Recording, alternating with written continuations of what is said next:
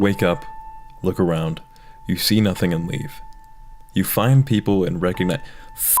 God! What are they feeding you? You recognize no one. This is how the people of Grimgar are brought into the world. Scared, confused, and devoid of their memories. All they know is that in this new world, they're forced almost immediately to fight monsters and earn their keep. The strongest form a group and set out to survive together minutes after being brought into the world. The leftovers, the undesirables, are our main characters. The characters start off awkward. A lot of times in fantasy settings, everyone has their shit together. Parties click, the main guy is somehow special. That's often fun to watch. But it's not nearly as human as seeing a group of kids that suck at a lot of things struggle to survive daily. You gotta understand that these people were seemingly picked at random. Not a single one of them chose to be here, and that's what makes the story so genuine. The strongest and smartest people in the world weren't summoned, just people. They don't forget that. The loosely cobbled together party that we watch obviously has issues. Their teamwork sucks dick, barely anyone can fight, they have no experience. These are things that all of us would have to confront given the same situation. The main guy often struggles with being forced to become a leader while there's others he feels are far more qualified. He's basically making shit up as he goes for the duration of the series. I could resonate with him agonizing over small mistakes he's made throughout the day and wondering how everyone decided that this guy is the one everyone should place their faith in. Ronta has a personality that almost no one can get along with, leading him to be misunderstood. Monato is overburdened with everyone relying on him. God, what? Ow! Ah! What the fuck? Ah! Floppy Tits, well, I actually hate how she's written. She just acts like a baby and gets carried all the time, but they make it work day after day after day. Because if they don't, they'll starve. Desperation, fear, discomfort, these lead to stronger people and deeper relationships, and thanks to that, the audience discovers fun. It's fun as fuck to be a part of these guys' journey, to watch the gang learn to hunt goblins together, or hear the boys get in a circle and talk shit. Because the characters each bear a very genuine vulnerability, it was easy for me to latch onto that feeling and treat these guys like real people in my head.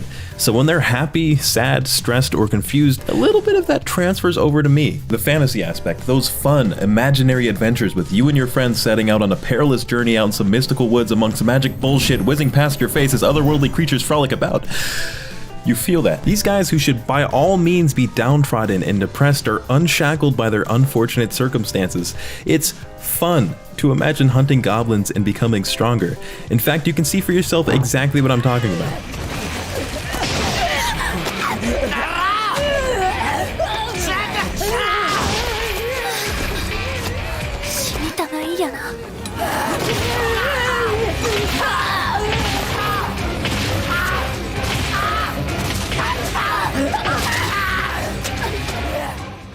That's real.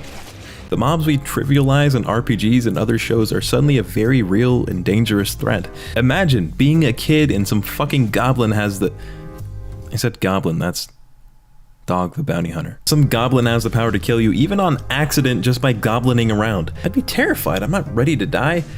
I haven't even gotten an apology out of Oliver Hernandez yet, which makes every single party member essential. Even if you don't like someone in the party, their well-being ensures the well-being of the characters you do like, so the stakes are risen, making you become even more invested in the show, meaning every fight is heavy. When they kill some scrub goblin after going through hell, you feel a sense of accomplishment, because as far as we know, that gross reality is just a step away at every turn. The show performs a balancing act of raising tension through the roof and quelling it with chill character and world building.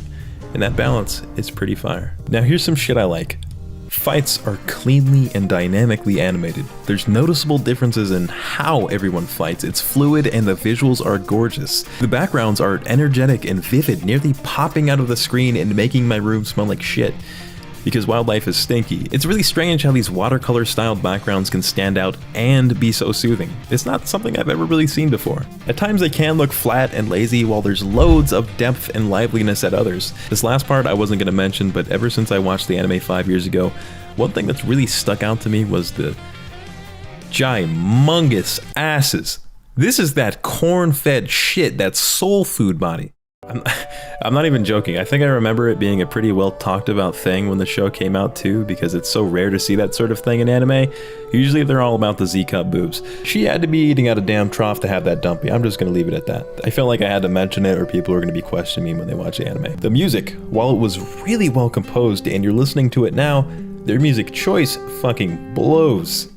A lot of really important scenes just have the dumbest music choice possible, so I didn't really notice how good the music was until I downloaded the soundtrack. Something about this scene is rubbing me the wrong way. But in spite of those few flaws I found, this show comes out on top as both a memorable and charming experience.